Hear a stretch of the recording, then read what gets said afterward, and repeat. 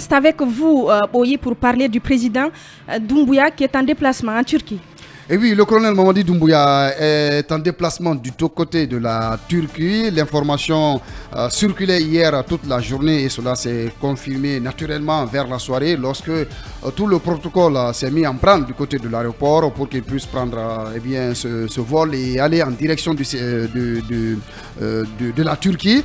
C'est le troisième déplacement du colonel Doumbouya en dehors de la Guinée. Après, bien naturellement, le Mali, la Sierra Leone. Cette fois-ci, il est en déplacement du côté de la Turquie pour assister officiellement à l'investiture du président turc Recep Tayyip Erdogan qui vient d'être réélu. Voilà, qui a été réélu au terme d'une présidentielle inédite, au terme d'une présidentielle où vraiment les cartes ont été complètement rabattues. Alors, le président Doumbouya sera parmi les invités du président turc pour assister à son investiture.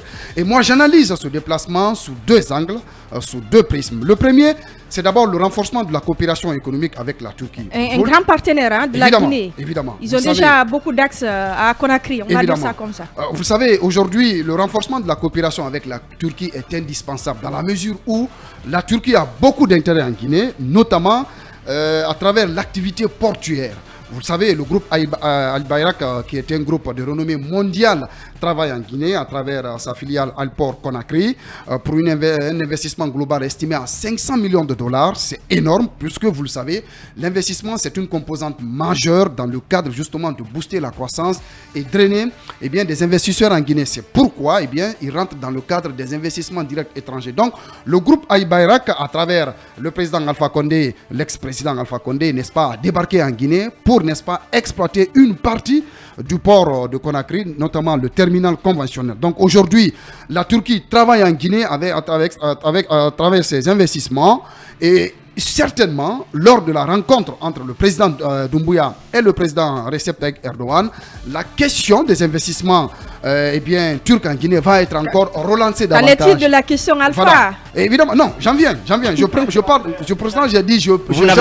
Vous n'avez pas peur qu'on l'arrête là-bas? Vous n'avez pas peur qu'on l'attrape? Attendez. Moi, j'ai peur qu'on l'attrape. Khalil, j'ai dit, moi, j'ai peur qu'on l'attrape. Arrêtez avec vos drames. Arrêtez avec vos drames, Khalil. Permettez que je fasse quand même le déroulement de mon analyse. La question des polémiques, vous allez vous charger de ça. Moi, ça ne me ressemble pas. Encore une fois, je dis, j'analyse cela sous deux angles. Le renforcement de la coopération à travers les investissements turcs en Guinée. Et on le sait aujourd'hui, depuis que ce groupe Al Bayrak est à Conakry, le port de Conakry est devenu un port moderne, attractif, qui est à mesure aujourd'hui de concurrencer. On ne va pas non plus faire de pub pour Al Bayrak. Non, je ne fais pas de pub, mais c'est une réalité tangible sur le terrain. Allez au port de Conakry, les choses changent, ça se bouge là-bas. C'est pas gratuit. Et cela se traduit par les investissements turcs en Guinée. Ça, il faut le notifier. Donc, j'estime que la rencontre, le tête-à-tête, en tout cas, Erdogan et Doumbouya, les questions économiques vont être renforcées. L'autre question, c'est l'épineuse question relative à l'ex-président Alpha Condé. Vous le savez, il est là-bas. Et depuis qu'il est là-bas, j'estime que le palais Mohamed V ne dort pas. Puisque les sorties d'Alpha Condé à travers les réseaux sociaux pour appeler ses militants... Ça ne peut pas empêcher un palais...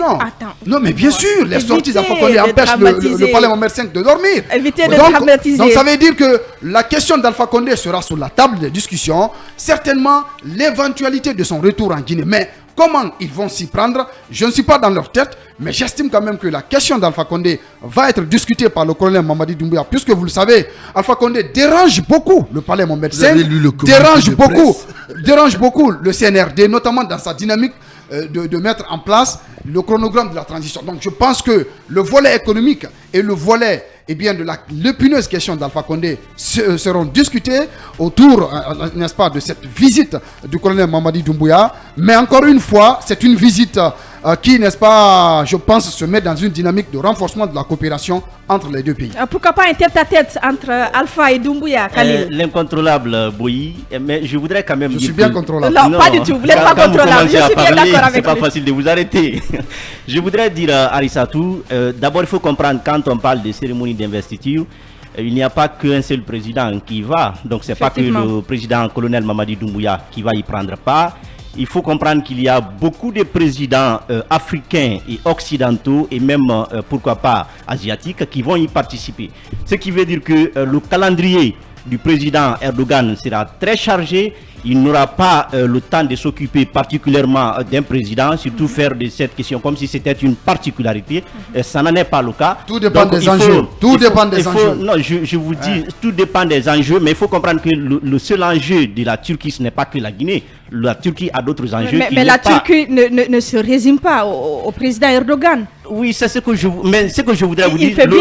La personne la mieux placée pour parler avec le président Mamadi Doumbouya, en matière d'abord de diplomatie, c'est qu'il faut comprendre. Un président de la République ne peut pas être reçu, parce qu'on peut dire qu'il a été minimisé. Un président de la République ne peut pas être reçu par le Premier ministre.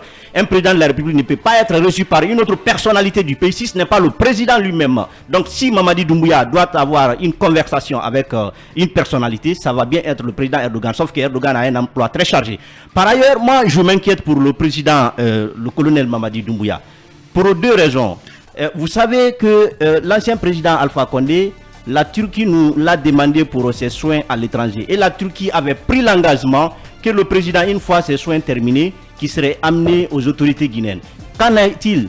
Le président, il est parti. Les autorités guinéennes ont tapé la main sur la table plusieurs fois. On a toujours demandé à ce que le président guinéen, l'ex-président guinéen revienne en Guinée. C'est vrai qu'à un moment, il y a eu des brouilles. Il y a eu même, on est même parti jusqu'à l'aéroport où il y avait des intérêts turcs à l'époque. On a essayé un peu de bloquer les intérêts turcs. Donc c'est pour vous dire que les engagements n'ont pas été respectés. Donc à partir de là, moi je crains un peu de la crédibilité même du président Erdogan. Et je sais aussi la relation qui existe entre lui et le président Alpha Condé. Il y a une très grande complicité.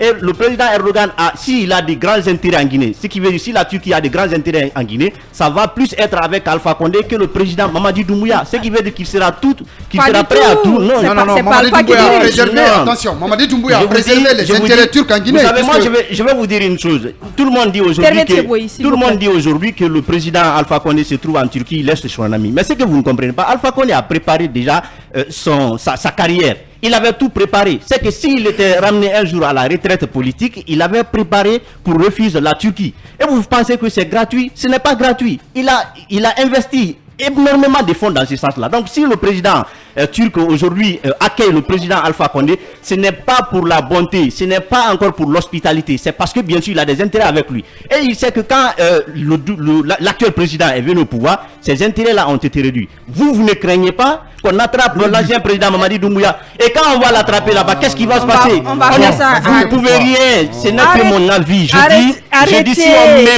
si on met main sur arrêtez, Khalil, évitez ce drame, s'il vous plaît, évitez de dramatiser. C'est une chimère. Moi je crains pour cela. Je crains pour cela. C'est pourquoi je souhaite qu'il retourne dans notre pays, avec tous ceux qui l'ont accompagné, et que voilà, les relations se terminent dans le bon sens. On t'a bien compris, merci. Mais je veux dire, recadrons un peu le débat, restons un peu dans ce voyage qui est très bien précis. Le communiqué de presse que la DCI a fait passer, le président Mamadi Doumbouya est allé pour l'investiture du président Erdogan. Point. Restons dans ça. On a assisté à des investitures en Guinée, on sait comment le protocole s'y prête. Alors, si le colonel allait, il va recevoir les honneurs de son rang et il aura peut-être deux minutes ou quelques minutes de tête-à-tête avec le président Erdogan et on en passe. Pour dire, revenons aux intérêts turcs en Guinée, Khalil, il faut savoir que tout dernièrement, on vient de lancer le projet de rénovation de l'aéroport Ahmed Sékou Touré en Guinée et ce contrat est donné aux Turcs. Également aux Turcs. Aux Turcs. Alors, regardez un peu aujourd'hui dans les rues à Conakry. Vous voyez des magasins turcs qui foisonnent un peu partout, équipés les mêmes Turcs. Et aujourd'hui, l'axe Ankara-Conakry est très important pour les commerçants guinéens. Il n'y a pas que... C'est beaucoup trop important pour que ça passe avant. Alors, je veux dire que il faut féliciter d'abord que la Guinée soit invitée. Et ce déplacement pour nous, si vous voulez, c'est une reconnaissance que la gente aujourd'hui en République de Guinée est en train de poser des actes très, je veux dire, importants pour aller dans le Conseil des Nations. Je voudrais quand même rapidement ajouter ceci, Arissatou, si vous permettez. Je voudrais quand même dire à Khalid de se réveiller un peu dans ce studio parce que j'ai l'impression qu'il est en train de dormir.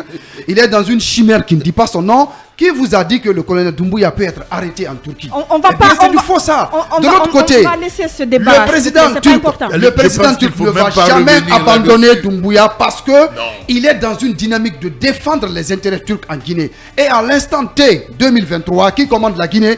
Eh bien, c'est Doumbouya, ce n'est pas Alpha Condé. Donc, il faut faire avec Doumbouya. Allez-y, Yaya, pour terminer avec ce sujet. Je pense qu'on est... Oui, je pense que le président, le colonel Mamadi Doumbouya, s'inscrit dans une continuité du renforcement déjà des relations qui étaient assez excellentes entre la Guinée et Ankara. Vous savez, le président Alpha Condé, durant son règne, a privilégié l'axe Ankara, Moscou et Pékin dans cette diplomatie des projets.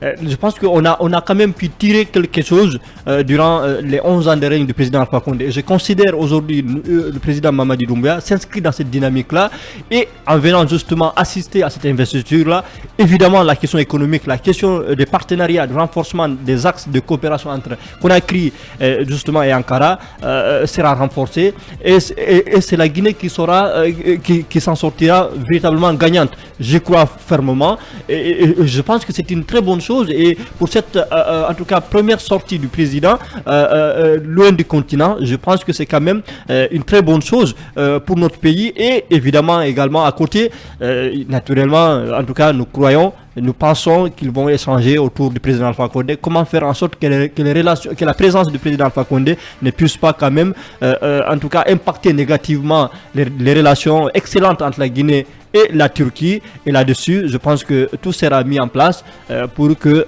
cette, en tout cas, coopération puisse être gardée dans sa meilleure forme. Allez-y pour... Je pense que ce voyage montre encore une fois que ce sont les pays qui ont des relations. On cite les liens qui pourraient être forts entre des chefs d'État, mais le plus souvent, ce sont les États et surtout les entreprises de ces pays-là ont de l'emprise sur nos relations. Cela le prouve parce que il n'y a pas de passé entre Erdogan et Mamadi Doumbouya. Si Mamadi se fait inviter, c'est parce qu'il y a des intérêts.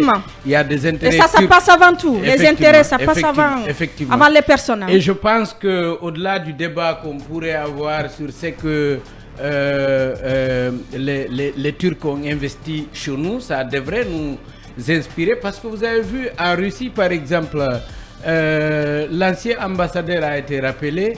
Il revient en tant que responsable de Russal en Guinée. C'est-à-dire, côté russe, on voit quelqu'un servir en Guinée comme ambassadeur et revenir comme dirigeant d'une société qu'on dit privée, mais qu'on sent très proche de Kremlin et Russal.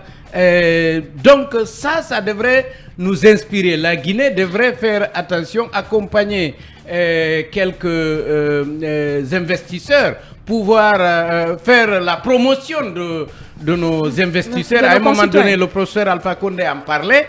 Malheureusement, il parle le plus souvent, mais il agit très peu.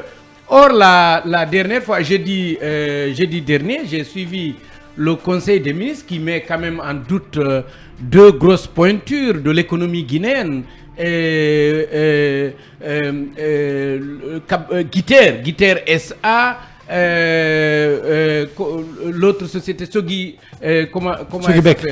Non, la société de KPC là, Gicopress, ouais. et une troisième qu'on qualifie, où il y a des doutes sur les marchés qu'il gagne en République de Guinée. Je pense qu'il faut, à mon avis, revoir ça.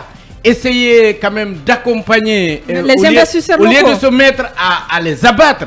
Vous avez vu ce qui s'est passé avec Antonio Soare. C'est-à-dire que s'il y a une possibilité... Mais nous, la Guinée a toujours préféré les étrangers. Mais c'est de ça que je parle. Ouais. Je pense qu'on doit se battre pour accompagner nos entrepreneurs, pour accompagner ceux qui font de l'audace, qui se battent pour exercer ici et ailleurs, au lieu de nous mettre à les abattre et à faire la promotion des des sociétés étrangères. Voilà ce qu'on pouvait dire donc sur cette visite. On va voir ce qui va se passer donc au cours de cette visite, de ce déplacement du président de la transition qui va donc assister à l'investiture du président turc. Mirador continue.